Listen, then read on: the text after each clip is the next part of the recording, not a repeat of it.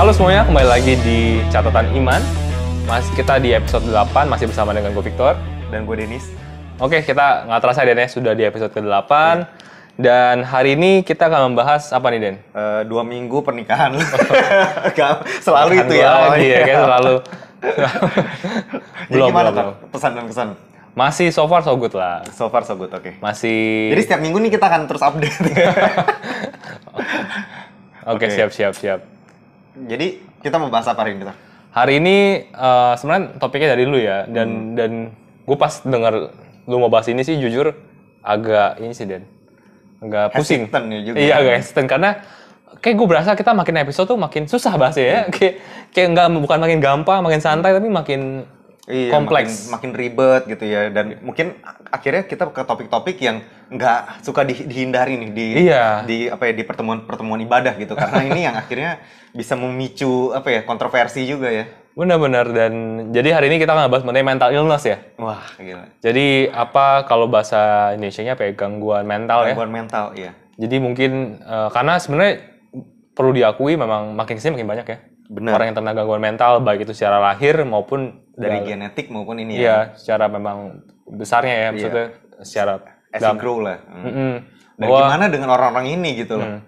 Mungkin bisa jelasin dikit Dan, mental illness tuh yang biasanya apa sih maksudnya? Ya mungkin mental illness yang kita tahu kan itu gangguan jiwa. Gangguan jiwa itu kan ada banyak ya. Mungkin ada anak-anak yang secara genetik udah autis, ada yang juga yang udah istilahnya mungkin dia keterbelakangan mental, ada juga. Tapi ada juga itu mungkin out of reality lah ya. Maksudnya orang-orang yang dari lahir secara genetik itu udah out of reality, dan kita percaya bahwa ya Tuhan mungkin udah maksudnya ya memaklumi hal tersebut karena itu genetik, dan dia nggak punya free will literally, karena memang dia bahkan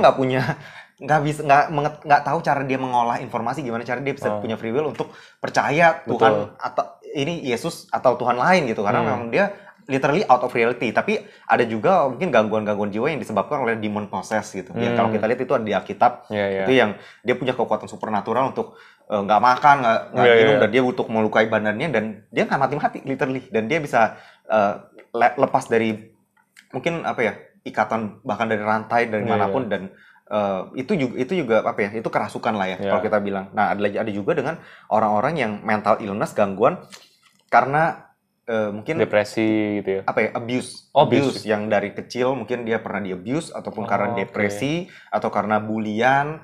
Akhirnya ada juga yang akhirnya dia membawa otaknya tuh udah jadi agak error, yang dia nggak bisa ngerasain lagi, maksudnya kayak mungkin dia berbeda dengan kita gitu. Jadi dia punya gangguan jiwa. Tapi ada juga memang orang-orang yang secara genetik dia nggak literally out of reality, tapi dia nggak punya conscience gitu.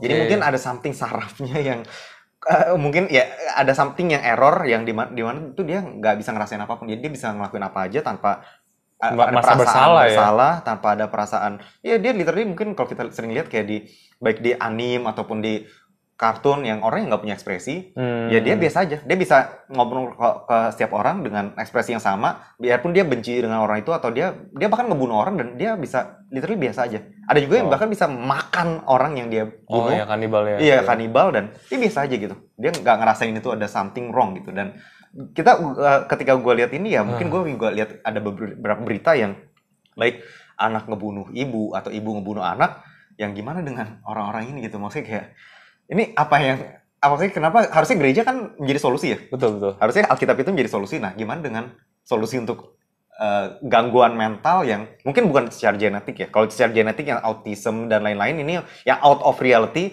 mungkin kita singkirkan terlebih dahulu, karena kita semua udah agree lah. Maksudnya untuk orang kayak gini pasti pertama dia nggak membahayakan. Maksudnya dia cuma out of reality aja. Maksudnya dia punya imajinasi sendiri, tapi dia nggak membahayakan secara langsung. Tapi gimana dengan orang-orang yang punya mental illness ke poin di mana dia mulai membahayakan anggota keluarga sendiri nih, gitu. Nah, gimana dan gimana kekristenan melihat hal ini? Gimana tuh? Mungkin hari ini kita akan ngebahas salah satunya aja ya dari video ya. Dari video di mana seorang anak ngebunuh ibunya dengan tersenyum gitu, dengan tetap berbahagia, dan bahkan dia membunuhnya dengan overkill. Kenapa overkill? Kita nonton videonya. Oke.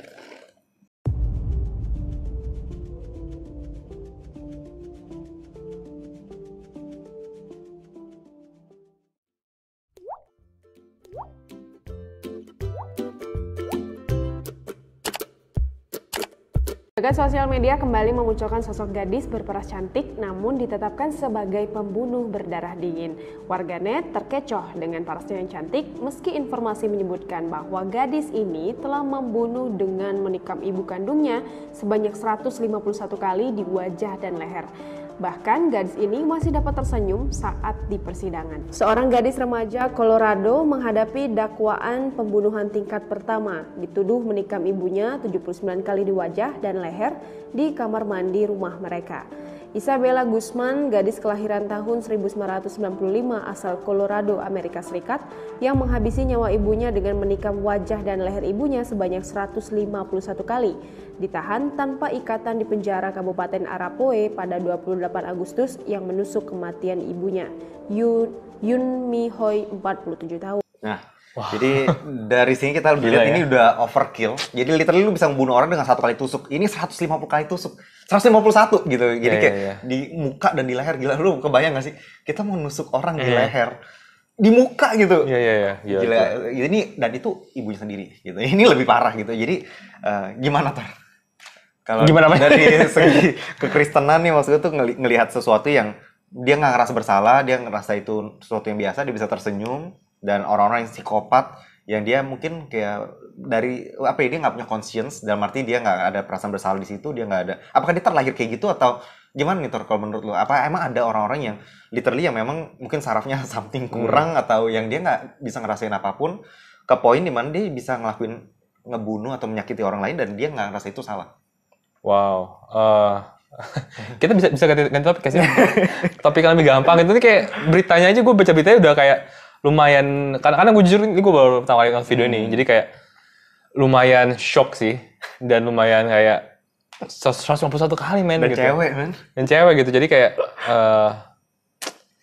ya menyedihkan sih. Misalnya pertama sedih banget sih dengar cerita kayak gini, tapi kalau kita hubungan kekristenan sih menurut gue satu hal yang perlu kita tahu bahwa apa ya, saat Yesus turun ke bumi dan dia mati di kayu salib, dia menebus dosa semua orang ya. Jadi nggak terlepas daripada orang itu seberapa jahatnya, seberapa apapun tindakannya, tetap Yesus, darah Yesus tuh buat mereka gitu. Jadi menurut gua itu yang perlu kita tahu. Jadi buat orang yang mental illness, buat orang yang psikopat atau siapapun, tetap asalkan mereka tetap mau berpaling pada Yesus, mau bertobat, keselamatan tetap ada buat mereka gitu. Tetap cuman ada. Gimana caranya kita bisa ke orang-orang ini yang nggak punya conscience, gimana kita bisa evangelizing ke mereka gitu?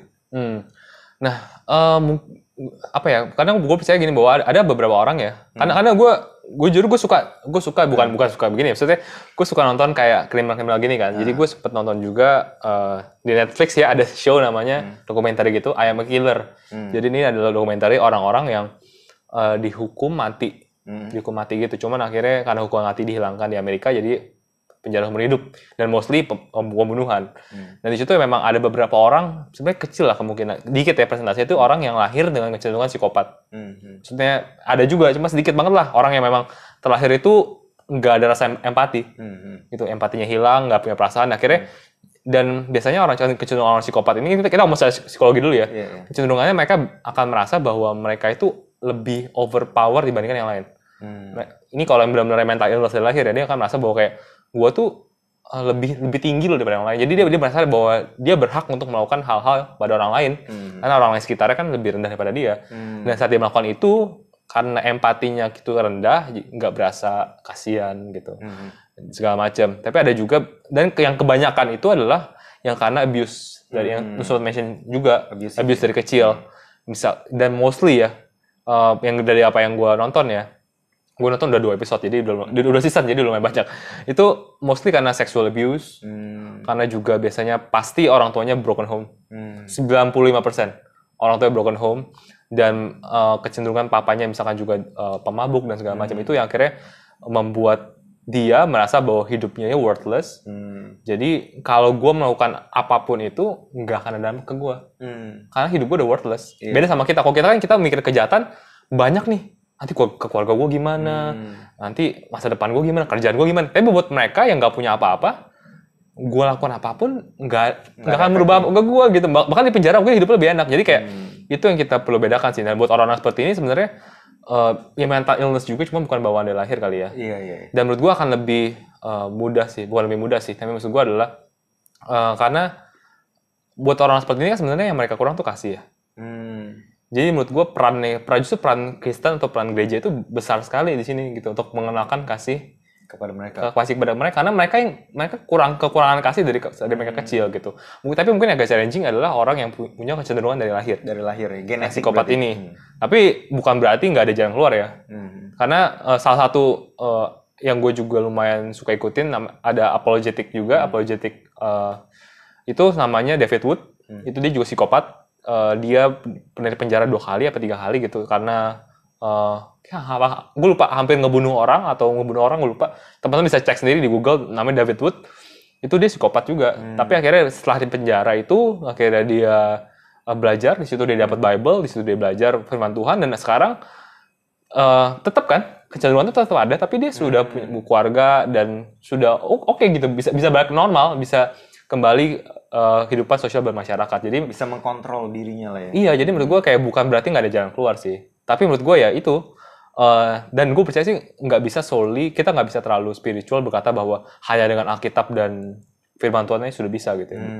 Sama seperti orang, karena kan mental illness ya, penyakit juga. Jadi sama seperti kayak orang sakit kanker kan kita nggak mungkin cuma doain ya. Bahwa ada perawatan juga, kemo yang harus dilakukan. Sama kayak orang mental illness juga. Iya, Alkitab dan firman Tuhan membantu, tapi ada juga perawatan secara psikologis yang perlu dilakukan gitu. Nah, lu sendiri gimana? Nah, cuman gini Tor, sebelum pindah gue. Oke. Gue mau nanya nih, maksudnya kan mungkin banyak yang bingung juga nih kalau kita lihat mujizat yang Tuhan Yesus lakuin, dia nyembuhin orang leper, jadi instan gitu. Tapi nggak pernah kita nemuin ada Tuhan Yesus nyembuhin orang gila. Apakah emang orang gila gak ada? Harusnya ada kan? Maksudnya orang gila berarti dari zaman dulu udah ada sampai sekarang. Nah, tapi kenapa nggak pernah tertulis di Alkitab Tuhan Yesus nyembuhin orang gila? Tuhan Yesus mengusir setan. Itu adalah demon possess ya. Mungkin itu konteksnya berbeda ya. Itu karena itu udah possess ya. Ada setan di sana. Tapi gimana dengan orang-orang yang punya mental illness? Jadi bingung nih. Itu sebenarnya ke cover apa enggak sih sama healingnya daripada Tuhan Yesus? Karena memang itu nggak pernah ya. Tuhan Yesus nggak pernah tumpang tangan. Orang langsung sadar gitu. Oh iya, gue benar gitu. Iya. Karena gue sih percaya kalau secara teologi gue percaya bahwa itu ke cover, tapi mungkin memang secara biblicalnya memang tidak tertulis ya, karena kan memang kenapa orang lempar, orang buta itu lebih ada karena lebih kelihatan kan sebenarnya. Itu fisik dan sebenarnya bisa disaksikan oleh orang banyak. Tapi kan kalau mental illness kan sebenarnya lebih ke jiwa ya. Jadi nggak gitu kelihatan. Maksudnya juga, tapi gue percaya bahwa karena di Alkitab juga kita lihat bahwa sebenarnya Yesus juga dikatakan juga menyembuhkan banyak. Ada gue lupa di Matius atau di mana ya. Di mana ya di situ juga Yesus menyembuhkan banyak penyakit lainnya gitu. Walaupun nggak spesifik mengenai mental illness, atau enggak juga maksudnya di Matius yang pasal akhir juga dibilang bahwa sebenarnya ini semua ditulis supaya kamu percaya, dan sebenarnya ada banyak lagi yang sebenarnya yang harus lakukan tapi nggak sempat tertulis di kitab ini. Jadi sebenarnya ada banyak banget kejadian-kejadian yang memang nggak sempat di-mention di dalam Alkitab sih gitu. Tapi menurut gue memang secara biblical nggak ada sih ya kejadian langsung. Tapi menurut gue tetap ke cover sih. Tapi intinya berarti kalau menurut lo berarti kita bisa lay hands kepada orang yang mental illness dan dia bisa langsung get straight, atau gimana menurut lo? Proses penyembuhannya tetap bisa sih menurut gue sih, kalau memang will of God untuk dia sembuh immediately sih menurut gue sama aja bisa sih. Untuk orang yang autis segala macam gitu ya, sama aja ya. Sama halnya dengan penyakit lainnya gitu. Nah mungkin gue tadi udah ngomong panjang lebar nih Dan.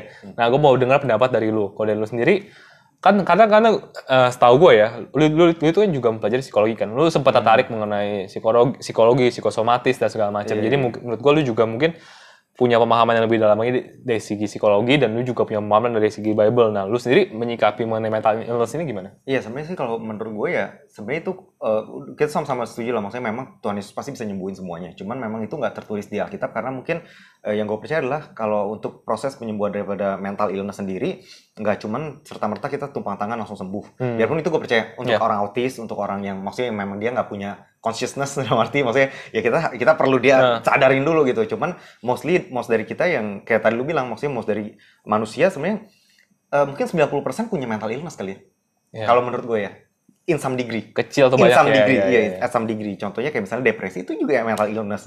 Fear, anxiety, over panic, maksudnya kayak panic attack segala macam, bahkan fobia sebenarnya. Iya, bahkan gue waktu itu gue juga kan sering dengerin Pastor Rick Warren. Dia juga pastor. Dan dia juga punya ini mental illness ternyata. Jadi dia pernah bilang tuh dia intinya dia punya mental illness ke arah di mana ketika dia preaching, sekali preaching dia langsung literally langsung tepar gitu. Sampai akhirnya dia perlu 1 tahun, ini lama loh, dia 1 tahun apa 2 tahun untuk medication gitu. Anaknya juga mental illness. Dan anaknya juga. Dan parahnya adalah anaknya berumur 7 tahun depresi. Iya. Jadi dia bilang maksudnya mental illness sebenarnya mungkin ya kita hadapi 90% orang, cuman ke arah degree yang berbeda aja. Betul. Jadi yang gue percaya adalah ya Tuhan Yesus memang datang, ketika dia datang dia bukan cuma save tapi dia juga healthcare ya. Dia healthcare kemanapun dia menyembuhkan orang lain, dan dia juga healthcare itu nggak selalu dalam bentuk tumpang tangan gitu. Ada juga dalam bentuk renewal of mind ya. Karena kan tadi kan yang kita ngomong kan mental illness ini lebih ke arah pikiran, jiwa, dan perasaan orang tersebut, dan itu nggak bisa kita tumpang tangan ke badannya.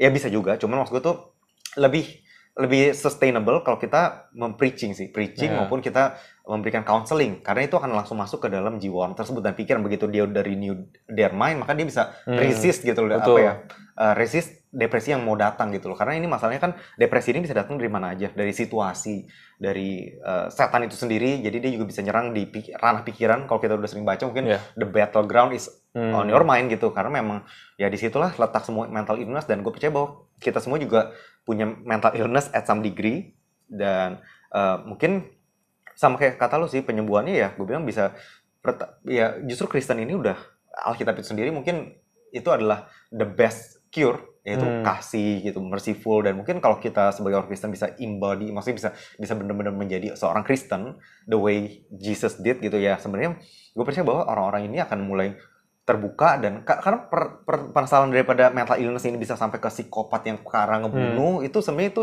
butuh proses kan. Betul. Butuh proses panjang, dan dia apa yang dia lihat, apa yang dia maksudnya kayak tadi lu bilang bahwa apa yang dia rasakan terus menerus sampai dia dapat satu konklusi, satu solusi, hidupnya worthless gitu. Nah, kalau misalnya semua orang Kristen bisa jadi orang Kristen di mana merciful, nggak condemning, maksudnya most of us juga sebenarnya bisa mengalami mental illness tuh dari condemnation juga. Betul. Condemnation, ngerasa nggak worth it, nggak ada yang peduli, nggak ada yang mengasihi, jadi ya nggak ada, maksudnya nggak ada, there's no risk kan, dan itu juga nggak ada artinya juga hidup. Jadi ini yang menurut gue sih mungkin perlu di-dealing banget oleh orang Kristen, terutama kalau kita lihat kekristenan zaman sekarang malah jadinya udah lebih ke arah show off, dalam arti show platform. Gue lebih banyak, maksudnya mega church ataupun maksudnya bukannya lagi evangelizing maksudnya kayak benar-benar mengasihi orang lain, tapi lebih ke arah siapa yang lebih hebat gitu. Maksudnya mungkin itu yang salah, karena ujungnya kita jadi sama dengan dunia gitu, sama dengan dunia. Dan ada juga orang Kristen yang love to love sampai ke arah law of attraction, maksudnya ke arah New Age maksudnya nggak love without limit gitu, maksudnya karena kita love above all ya. Iya, love above all, akhirnya dan dia pakai ayatnya lagi, karena God is love. Because God is love, artinya apa? Artinya kita harus love. Nah, love ke arah dimana lu boleh nentuin gender lu sendiri, lu boleh nentuin lu mau nikah sama cowok apa cewek. Ini juga maksudnya udah over love nih namanya. Kalau tadi overkill, ini udah over love, udah nggak bener juga, itu bukan kekristenan. Ya itu sih maksud gue tuh mungkin ke arah kalau kita kayak tadi kayak lu bilang bahwa kita harus renew our mind. Dan mungkin pertanyaan berikutnya, Victor. Kalau tadi kita ngebahas kan mungkin orang dunia ya, orang dunia mengalami mental illness, psikopat sampai dia bisa ngebunuh orang. Gimana dengan kekristenan? Orang yang udah lahir baru, tang talker, udah bicara bahasa roh, mungkin nggak dia mengalami mental illness, kemudian dia ngebunuh orang ataupun dia suicide? Dan bagaimana nih konklusi ataupun solusi daripada orang-orang yang udah lahir baru dan dia melakukan hal itu? Oke, jadi ada 2 pertanyaan ya berarti ya. Pertama itu bisa apa enggak? Kedua gimana? Mengenai keselamatan berarti. Iya, keselamatan orang tersebut. Nah, gimana menurut? Kalau bisa apa enggak sih menurut gue bisa ya. Bisa sih, maksud gue apa orang lahir baru apakah bisa tetap mengalami mental illness? Bisa aja sih. Ke arah psikopat, ke arah dia kehilangan consciousnya segala macam, maksudnya dia bisa ngebunuh orang. Menurut gue sih tetap bisa karena gini, maksud gue kayak lahir baru itu kan bukan berarti kita anti atau enggak resist dari sesuatu kan. Maksud gue masalah tetap datang. Dan tetap aja, maksud gue juga percaya, gue orang yang percaya bahwa setelah kita lahir baru pun bukan berarti pertobatan kita selesai gitu. Pertobatan kita harus dilakukan terus menerus, karena lu bilang tadi bahwa renewing our mind itu kan nggak bisa dilakukan hanya sekali celup kan. Baptis sekali baru renewing, tapi harus dilakukan berhari-hari, berkali-kali, dan butuh komitmen dan juga disiplin. Nah ini yang susah sebenarnya, karena kayak contoh-contoh orang-orang yang mengalami psikopat seperti ini, kayak kita tadi bahas kan udah bertahun-tahun tuh, puluhan tahun mengalami proses seperti itu. Dan sekarang untuk bisa merubahnya juga kadang butuh puluhan tahun juga gitu. Dan dalam prosesnya bisa aja gitu, bisa aja terus diserang, bisa aja terus mengalami mental illness. Tapi menurut gue buat orang yang lahir baru tuh sudah ada apa ya, kekuatan baru dan sudah ada Roh Kudus di dalamnya yang terus mengingatkan dia gitu. Dan tapi back again gitu, maksud gue tiap orang punya free will untuk tetap mau dengerin gak sih, gitu, dengerin kata Roh Kudus di dalam dia atau dia mau kalah gitu. Karena maksud gue kayak nggak usah ngomong kita deh, maksud gue kayak ngomongin Adam dan Hawa aja yang belum jatuh dalam dosa aja bisa memilih untuk jatuh gitu, apalagi kita yang udah jatuh plus ini gitu. Jadi gue kayak kemungkinannya masih bisa, cuman menurut gue tetap ada apa ya, ada advantage sendiri sih buat orang yang lahir baru karena Roh Kudusnya sudah ada dalam dia, dan harusnya buat orang yang lahir baru di dalam gereja sudah ada komunitas yang menjaga dia sih. Itu, dan sudah ada platform mengenai kayak dia tertanam di gereja mana, data-data sudah masuk, jadi kalau kapanpun dia butuh bantuan sudah bisa dibantu. Jadi sebenarnya lebih equip lah buat orang lahir baru. Tapi back again, menurut gue itu adalah perjuangan yang sebenarnya perjuangan serta pertumbuhan yang mereka masing-masing pribadi harus juga lakukan sih. Gitu. Itu dulu deh sebelum masuk keselamatan lebih bingung nih. Nah, kalau lu ada pendapat sendiri gak? Bisa gak kalau menurut lu?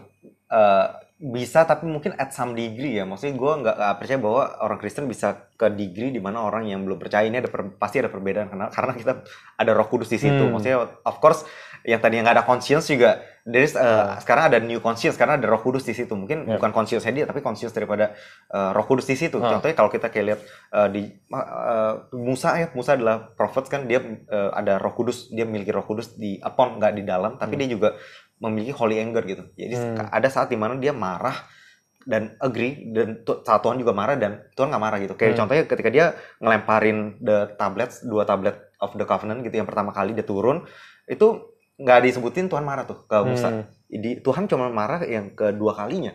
Kecewa yang ketika dia disuruh ngomong ke batu, tapi dia malah getok batu 2 kali. Nah di situ ada nggak sinkron. Tapi ada saat dimana Musa sinkron dengan Tuhan. Jadi gue percaya bahwa ketika kita menerima Roh Kudus juga kita menerima apa ya? Kan dia roh ya, roh di dalam kita. Dan dia juga artinya dia juga ada seorang pribadi. Artinya dia juga punya perasaan juga. Makanya dia dibilang juga Roh Kudus bisa grieve. Iya betul. Bisa grieve. Artinya kita sebenarnya kalau kita punya Roh Kudus kita bisa grieve juga ketika Roh Kudus grieve. Maksudnya kita bisa ngelihat kalau kita lihat ada mungkin sesuatu yang seharusnya maksudnya kita defend ya, at some point kita ada keinginan tersebut gitu. Cuman masalahnya kan kita mau atau enggak. Tapi ada keinginannya ada. Jadi literally gue nggak percaya bahwa orang bisa zero conscience dimana kita samain dengan orang yang nggak punya Roh Kudus. Ini nggak mungkin sebenarnya, karena udah ada pribadi lain yang ada di dalam diri kita yang mempush kita dan memberikan kita conscience baru lah, pribadi sendiri lah, boleh dibilang gitu, guidance itu sendiri. Dan mungkin kalau kayak non-Kristen dia nggak punya hal tersebut. Ini yang membuat dia bisa berlaku seenaknya, apalagi kalau dia yang udah bertahun-tahun akhirnya udah hilang, maksudnya udah keras nih, udah batu sampai kayak Firaun. Udah lihat Tuhan Yesus kasih berapapun, maksudnya 10 plague, tulah, 9 tulah, gila udah gelap. Maksudnya lu gila banget gak sih untuk orang nggak percaya sesuatu yang jelas-jelas di depan mata lu gitu. Kayak ini kan udah, kalau kita lihat, kalau kita baca itu nggak masuk akal sebenarnya. Tapi itu terjadi karena itu gue percaya bahwa orang itu udah keras dan dia nggak punya Roh Kudus. Jadi literally orang bisa sekeras itu loh, bisa juga gitu sekeras itu. Dan dia nggak gila loh, dia cuman keras aja hatinya gitu. Jadi ya itu termasuk gangguan, ya gangguan juga sih. Cuman ya at some point ya gue percaya kalau orang Kristen nggak mungkin ke degree sejauh itu. Nah, gimana dengan pertanyaan soal keselamatan itu? Gimana dengan orang yang udah lahir baru? Contohnya aja deh langsung real life, Rick Warren punya anak. Karena gue juga adalah fans daripada Rick Warren. Dia punya anak umur 7 tahun depresi. Gila nggak? Maksudnya tuh kayak gila, umur 7 tahun udah depresi. Dan dokternya bilang bahwa itu normal. Hah? Normal? Kaget kan? Karena justru dia bilang kalau menurut dokter nih ya, di Amerika itu mostly orang yang depresi itu anak-anak muda. Anak kecil ke arah anak muda. Orang dewasa justru lebih sedikit. Teen lah ya sebetulnya. Iya, teenager gitu. Teenager tuh lebih rentan terhadap depresi, mental illness segala macam dibanding sama orang yang udah dewasa gitu. Biarpun orang dewasa juga kena buktinya kayak Rick Warren juga butuh medication ketika dia preaching gitu. Nah, untuk orang-orang kayak gini maksudnya tuh dia dari umur 7 tahun udah kena depresi, sementara ayahnya adalah seorang pendeta. Kenapa sih? What happened gitu? What happened? Kenapa? What happened gue juga gak tahu. Cuma gue kayak gue jujur gue cuma tahu beritanya anak Rick Warren memang pertama yang gue tahu adalah dia gangguan jiwanya memang kayak dari lahir ya. Maksudnya ada bawaan genetik yang memang, karena menurut gue, karena Nick Warren kan udah terkenal banget lah ya. Iya. Jadi nggak mungkin karena abuse. Gue percaya bukan karena abuse. Bukan karena faktor ekonomi juga mungkin. Mungkin, mustahil. Iya, jadi dan kalau faktor lingkungan juga nggak mungkin. Nggak mungkin. Jadi dari situasi, dari segala environment, mustahil untuk ini terjadi. Tapi itu terjadi. Iya, jadi menurut gue pasti dari faktor genetik kan. Dari membawa lahir dia memang punya kecenderungan untuk depresi dan segala macam. Dan yang gue tahu adalah anaknya bunuh diri. Nah, usia berapa? 20 akhir apa 30 dia? 20 plus lah ya. Iya, dia akhirnya udah cukup dewasa di mana dia tinggal sendiri. Nah, kemudian dia gantung diri. Dia akhirnya bunuh diri sih. Itu yang menyedihkannya sih, dan kenapa bisa ya itu sih kalau menurut gue ya karena bawaan daripada lahir itu sendiri satu. Cuman menurut gue pertanyaan yang lebih sulit adalah bagaimana keselamatan kan? Gitu. Maksud gue apakah dia tetap selamat? Nah, itu yang menurut gue pertanyaan yang agak sulit sih. Karena sebenarnya kalau kita ada Alkitab sendiri, keselamatan dari mental illness kan nggak ada contoh langsung ya. Iya. Hampir nggak ada di perjanjian lama, perjanjian baru juga nggak ada. Tapi apa ya, mungkin satu hal yang mungkin yang kita perlu ingat juga bahwa setiap kali ngomong keselamatan kita harus ingat ya bahwa yang mengatur keselamatan itu adalah Tuhan. Dia punya hak prerogatif untuk menentukan siapa yang masuk, siapa yang enggak. Jadi mau kita bilang kayaknya enggak, cuma kalau Tuhan kasih mercy-nya ya bukan suka-suka dia sebenarnya kan. Tapi kalau gue boleh memberikan komentar, mungkin opini gue ya. Memang sih nggak ada ayat langsungnya di Alkitab, tapi menurut gue mungkin ada pattern lah ya, ada pola yang di dalam Alkitab bahwa di Alkitab dikatakan bahwa orang-orang yang belum bisa atau belum punya conscience untuk bisa memutuskan, belum punya kesadaran untuk bisa memutuskan untuk terima Tuhan apa tidak, akan tetap masuk surga sih. Gitu. Contohnya makanya kita sempat mention dulu pernah sama ngomong bahwa kayak anak-anak kecil ya yang meninggal gitu pas dijanin atau enggak yang masih kecil 3 tahun, 5 tahun mati karena bom misalkan, tetap masuk mana ya? Masuk surga. Karena mereka belum punya conscience untuk bisa memutuskan. Tapi gimana dengan orang Kristen yang memutuskan untuk mengakhiri diri? Nah, maka maksud gue kayak kalau dia di mental illness-nya itu adalah dia benar-benar kayak sebegitu apa ya? Karena ada beberapa orang yang punya mental illness itu kayak anak kecil kan. Kayak autism lah. Autism kan kayak umur 30, cuma mungkin otaknya umur 7 tahun, 8 tahun. Which is sebenarnya walaupun secara umurnya dia udah dewasa, tapi kan secara pemikirannya sebenarnya nggak bedanya sama anak kecil. Jadi gue percaya kalau orang-orang seperti ini, terus dia misalkan mati atau apa, gue tetap percaya masuk surga sih. Gitu. Tapi gimana dengan orang-orang depresi berat ke poin dimana dia akhirnya memutuskan bunuh diri? Nah ini jujur gue masih bingung sih karena apa ya, gue di satu sisi karena kalau kita ngacu dalam Alkitab ya pokoknya orang lahir baru sudah terima Tuhan pasti akan masuk surga. Iya. Tapi di sisi lain bagaimana dengan bunuh diri? Karena bunuh diri kan itu mengambil nyawa diri sendiri kan. Dan kalau di Alkitab contohnya cuma satu, Yudas. Dan itu nggak enak banget kan. So, Yudas juga istilah lahir baru lah ya karena dia terima Tuhan. Belum. Iya. Tuhan Yesus belum mati pada saat itu. Iya sih. Tapi maksudnya at least gue nggak tahu sih apakah dia ikut juga dibaptis oleh Yohanes Pembaptis apa enggak ya. Maksudnya kan istilahnya kan ya dia sudah terima Tuhan secara communion ya, mengikuti Yesus walaupun di tengah jalan dia berkhianat ya. Tapi itu dia dan dia bunuh diri, dan di situ Yesus mengkondem dia kan. Bahkan dibilang bahwa lebih baik ya Yudas nggak pernah terakhir gitu. Jadi udah pasti dia masuk neraka gitu. Tapi bagaimana dengan orang-orang yang sudah lahir baru lalu dia bunuh diri? Jujur gue masih bingung sih. Jujur kalau opini gue sih ya mungkin lebih langsung ke daerah kayak agak enak sih. Tapi ini opini pribadi gue ya, bukan dari Alkitab ya, tapi kayak karena menurut gue kayak bunuh diri tuh kayak lu mengambil apa yang bukan jadi milik lu. Bahwa kan nyawa itu milik Tuhan ya. Jadi dia memberi, dia mengambil. Tapi saat kita bunuh diri, dia memberi, kita yang mengambil. Jadi kayak kita yang mencoba untuk menjadi Tuhan sebenarnya. Jadi menurut gue kayak kemungkinan orang yang bunuh dirinya itu tidak mendapatkan keselamatan ya. Kecuali kalau memang mental illness ya. Maksudnya kayak dia benar-benar kayak karena bawaan genetikanya itu sendiri yang akhirnya membuat dia nggak bisa ngambil keputusan diri sendiri ya. Kayak gue nggak mau, cuma kayak genetik itu sendiri yang mempengaruhi ya, mungkin itu ada pengecualian. Tapi buat orang-orang yang memang memiliki kesadaran full dari mengambil keputusan full buat bunuh diri, menurut gue itu sih mungkin keselamatan bisa jadi tidak menjadi miliknya. Lalu sendiri gimana? Ya kalau ini gue agak berbeda sih sama lu. Kalau menurut gue sih gue nggak membedakan dosa satu dengan yang lain ya. Jadi maksud gue tuh baik bunuh diri, ngebohong, adultery, gue tahu itu ada measurement of sin. Tapi maksud gue tuh kalau menurut gue ya sama-sama dosa juga sih. Dosa juga itu karena kejatuhan daripada Adam dan Hawa, dan setiap orang, termasuk orang Kristen kayak kita juga bisa jatuh ke dalam baik depresi, maksud fear, anxiety, panic attack. Apapun, all kinds of, maksudnya baik spiritual attack juga ya, yang kalau maksudnya kita harus rebuke kalau spiritual attack, kalau apa ya itu kalau demon ya, tapi kalau misalnya yang kayak depresi segala macam harus di resist, makanya kita harus pakai full armor of God. Tapi gak gue percaya adalah gini loh, analoginya kalau misalnya menurut lu nih, pembunuh bisa diampuni sama Yesus gak? Bisa. Dia pembunuh kan mengambil nyawa orang lain, dan dia bisa diampuni. Artinya kalau dia ngambil nyawanya sendiri, maksudnya kalau analoginya harusnya dia juga bisa diampuni kalau ini memang dia udah terima Kristus. Cuma gue mikir gini, Dan. Kalau pembunuh dia nggak sempat repent.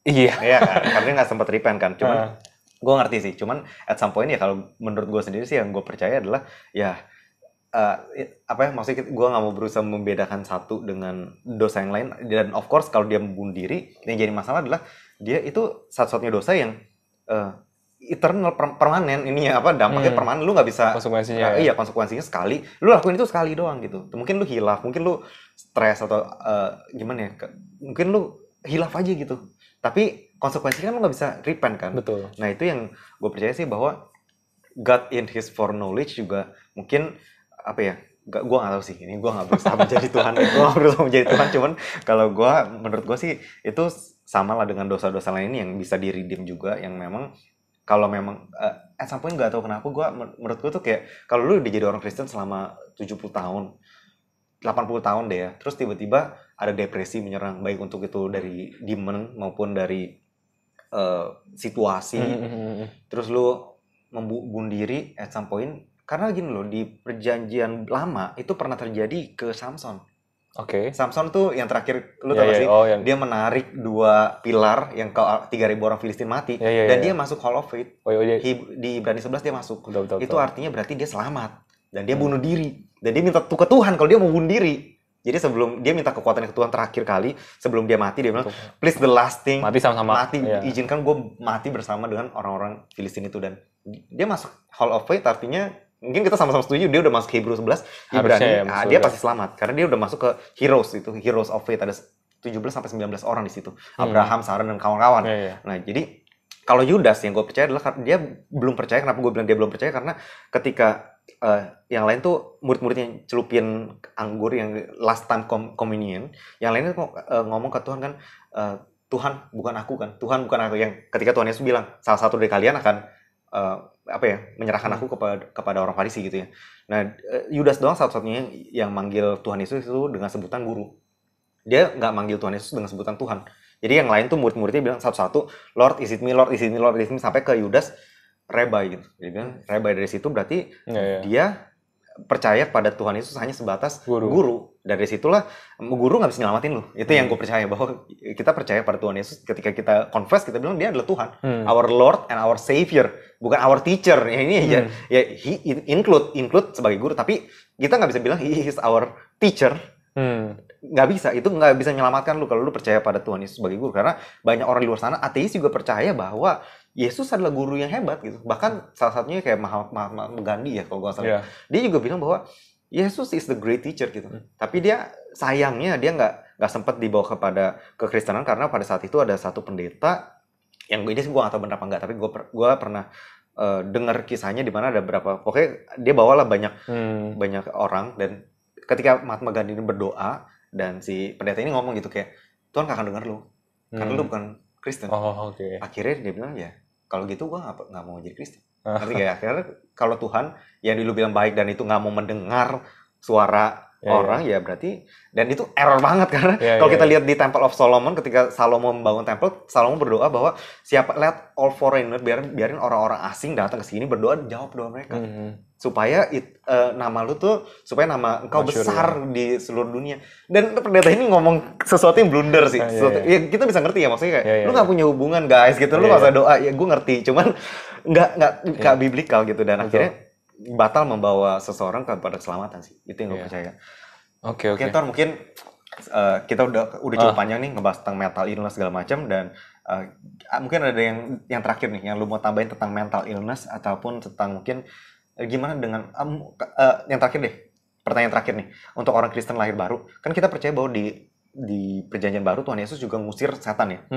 Mungkin nggak untuk orang Kristen menurut lo itu diserang sama iblis, poses gitu? Orang Kristen maksudnya yang udah lahir baru nih? Udah lahir baru, terus dia bisa kesurupan, kerasukan. Maksudnya lu pernah lihat mungkin ya orang Kristen kok bisa kerasukan ya? Maksudnya, nah menurut lu sendiri gimana? Dari pandangan lu? Yang gue percaya sih harusnya kalau di Kristen dan punya hubungan sama Tuhan harusnya nggak bisa ya. Nggak bisa. Tapi maksud gue artinya dia nggak, berarti belum orang yang kerasukan berarti belum selamat sebenarnya kan? Kalau atau enggak dia lahir baru tapi nggak ada hubungan sama Tuhan. Maksud gue kayak ya cuma Kristen KTP istilahnya. Atau enggak cuma ya udahlah baptis, disuruh baptis. Maksud gue tapi kayak nggak menjalani hubungan sama Tuhan gitu. Jadi ya akhirnya ya juga susah ya kalau orang yang seperti itu. Jadi maksud gue kayak, tapi harusnya sih orang Kristen yang benar-benar taat gitu kan, nggak akan bisa dirasukin sih, menurut gue ya. Lalu lu gimana? Iya sama sih. Gue percaya bahwa orang yang udah punya Roh Kudus dia nggak akan berbagi tempat. Maksudnya nggak, ini yang gue percaya sih orang yang kerasukan udah kalau menurut gue secara alkitabiah 100% berarti dia adalah orang yang belum selamat sih. Maksudnya sorry to say that, tapi that's the truth gitu. Karena memang kalau dari Roh Kudus lu nggak mungkin bisa diposes. Karena untuk memposes lu harus kosong. Ya lu harus kosong. Lu nggak bisa ada roh di situ. Kalau misalnya ada Roh Kudus lu nggak akan bisa. Kan dia nggak akan poses Roh Kudus kan. Maksudnya kalau dia bisa poses lu, berarti dia poses Roh Kudus juga, include lu, berarti dia lebih besar dong dari Roh Kudus. Nah itu literally nggak mungkin. Tapi yang gue percaya dia bisa oppress dan berarti kayak dalam bentuk mental illness yang tadi kita lihat, baik dalam bentuk penyakit, dalam bentuk penyakit mental maupun penyakit fisik ya, itu bisa dari setan juga sih. Betul. Ya, jadi jangan mengira kalau kita lahir baru kita resistance, maksudnya kayak lu nggak bisa kena penyakit, lu nggak bisa, ini udah error nih, ini udah teologi yang cukup error karena ya kita manusia gitu, dan Tuhan Yesus juga bilang bahwa you will face tribulation, dan selama kita resist terus ya keep fighting lah, maksudnya kita memang harus keep fighting ya. Mungkin ada lagi tuh yang lu pengen tambahin tentang mental illness yang mungkin perlu dibahas mungkin di gereja atau di lingkungan kita lebih dalam lagi. Iya sih, menurut gue kayak harusnya, maksud gue kita sebagai orang Kristen harusnya ini sih lebih aware lagi sama mental illness, karena mental illness memang sebenarnya udah semakin banyak terjadi, dan harusnya menurut gue gereja lebih fokus lah ngebahas ini. Apalagi kan di tengah pandemi seperti ini kan pasti nggak hanya membawa dampak secara ekonomi, tapi secara mental juga baik banget ke orang-orang. Jadi menurut gue kita harus lebih aware juga, dan kita juga lebih lebih caring juga kali ya. Maksud gue kita nggak bisa terus berharap pada gereja, tapi kita juga sebagai seorang pribadi juga mungkin caring aja orang yang sekitar kita mana yang butuh mental illness. Sejak ngobrol aja lah ya. Mungkin kalau kita nggak bisa kasih bantuan secara psikologi, karena kita nggak ngerti juga ya, at least ngobrol dan juga caring sama dia sih. Sama mungkin yang terakhir itu ini sih, maksud gue tadi perbedaan pendapat kita, menurut gue itu wajar sekali, dan menurut gue kayak justru itu cocok dengan kita punya slogan ya. Bukan untuk berpikir sama, tapi buat sama-sama berpikir. Jadi kita juga bikin podcast ini bukan supaya kita semua punya satu gitu, tapi justru buat kita sama-sama berpikir nih gimana, dan kalau teman-teman punya komentar lain silakan aja gitu. Karena apa ya, alasan komentar gue tadi adalah karena gue nggak mau sih teman-teman berpikiran bahwa akhirnya jadilah kalau gitu, kalau gue ada masalah dikit gue bunuh diri aja lah ya. Toh bakal ke surga ini, bakal ke surga. Terus ya gue lagi dosain gue lagi. Ya maksud gue, karena gue menghindari implikasi itu sih. Maksudnya kayak jangan sampai orang-orang akhirnya susah dikit bunuh diri lah, toh bakal selamat. Karena itu sih. Jadi gue sangat tidak menyarankan buat teman-teman melakukan hal itu, dan ya perlu sangat-sangat pikir bijak sih. Maksud gue kok bisa jangan pernah ada opsi untuk bunuh diri sih. Benar. Karena maksud gue kalau teman-teman benar-benar punya pengharapan sama Tuhan, punya iman sama Tuhan, dan teman-teman percaya bahwa Tuhan yang pegang masa depan kalian, ya kalian nggak perlu takut sebenarnya, nggak perlu bunuh diri sebenarnya. Dan ya walaupun tadi contoh Samson, emang ada sih di Alkitab Samson tadi, tapi Samson kan sebenarnya itu konteksnya juga sebenarnya dia udah mau mati juga sebenarnya. Jadi usaha terakhir, at least daripada mati sia-sia, mati berguna lah ya gitu. At least matinya juga nggak bunuh musuh-musuh. Heroik lah, itu heroik. Iya, tapi ya eventually nggak mati juga. Jadi kalau teman-teman bukan dalam kondisi Samson ya jangan lakukan hal itu. Mungkin tidak dalam kondisi heroik ya, maksudnya kalau misalnya teman-teman mungkin kayak Armageddon filmnya di mana harus ada satu orang yang aktifin, maksudnya peledak itu di atas sana sendiri. Ya gue rasa itu bukannya bunuh diri ya, tapi itu mungkin aksi heroik ya. Iya, sacrifice itu sebenarnya. Iya, sacrifice untuk orang lain. Gitu. Kalau menurut gue sih itu mungkin beda konteks ya. Beda konteks ya. Jadi tapi itu sih menurut gue paling mengenai hal itu aja sih. Iya, gitu. Itu bener banget. Lu gimana? Iya bener banget sih. Dan maksudnya kita juga di sini juga waktu itu kita juga sering berdebat soal keselamatan gimana. Karena kalau gue kan percaya bahwa keselamatan itu udah pasti nggak bisa ditunda, nggak bisa diandu. Iya. Lu sekali dapat lu nggak bisa diandu. Nah gimana dengan orang yang murtad? Gimana dengan apostasy yang dinubuatkan oleh Yesus di zaman akhir, di mana ada apostasy itu apa ya? Falling away daripada iman ke Kristen, artinya murtad kan. Nah gimana dengan orang itu? Nah ini kan banyak hal-hal yang berbeda yang mungkin kayak dari logika gue dan logika Victor ini punya pandangan masing-masing dan mungkin dari teman-teman juga punya pandangan masing-masing dan it's all fine gitu, karena memang toh juga keselamatan kan hanya bisa kita ketahui setelah kita mati kan.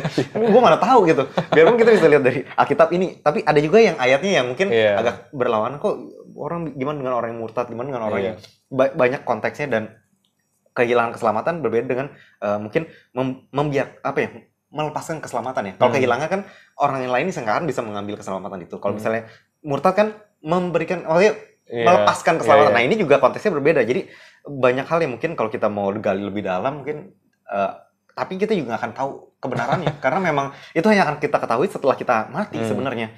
Cuman kita bisa tahu ya kurang lebihnya ya. Tapi kalau untuk sesuatu yang memang agak sensitif dan nggak bisa dibuktikan ya kita nggak perlu berdebat terlalu jauh, dan kita ya pegang aja yang masing-masing yang works buat lu. Kalau itu works buat lu, kalau misalnya keselamatan itu bisa hilang misalnya dan itu bikin lu lebih godly, ya go ahead, nggak apa-apa juga. Kalau memang itu keselamatan dengan gue percaya bahwa keselamatan gue nggak akan bisa hilang dan itu bikin gue lebih godly, ya gue akan go ahead dengan itu. Maksudnya what works for you, ya do it aja sih. Maksudnya nggak usah kayak yang mana yang benar yang harus dicari, ya ini kebenaran, ini kebenaran ya, karena memang nggak semua hal tuh bisa kita jadiin doktrin atok gitu loh. Maksudnya kayak sepasti kita yakin bahwa Tuhan Yesus adalah Tuhan gitu. Maksudnya dia adalah penyelamat, itu kan udah clear. Kita confess kita pasti selamat, kita dapat Roh Kudus, ini udah clear. Tapi ada hal-hal yang lain yang konteks-konteks tertentu ya. Konteks-konteks tertentu kayak tentang marriage kan. Maksudnya yang kemarin itu gue sempat nanya ke lu, gimana dengan orang yang dari agama lain dia udah punya istri 10, terus dia menjadi orang Kristen. Gimana? Dia harus cerain semuanya. Nah, kalau dia harus cerain 9, siapa yang harus dicerain? Siapa yang harus dipilih? Nah, ini kan kontekstual ya, kontekstual. Nah itu mungkin kita bisa berbeda pendapat dan it's all fine gitu, nggak usah takut, nggak usah takut karena kita berbeda pendapat sih. Betul. Kalau kalian pengen mungkin ada suggestion untuk topik yang berikutnya, bisa komen di bawah atau bisa langsung komen ke Instagram gue di @dennisjohan, atau lu di mana tuh? Di gue @victorletia, atau di kita Instagram di @catataniman.id, atau di YouTube gue di Persaiman. Oke. Kalau gitu sampai di sini dulu pembahasan kita tentang mental illness. Ada lagi tuh? Udah itu aja paling aja. Oke, kalau gitu sampai ketemu di sesi berikutnya. See you and God bless.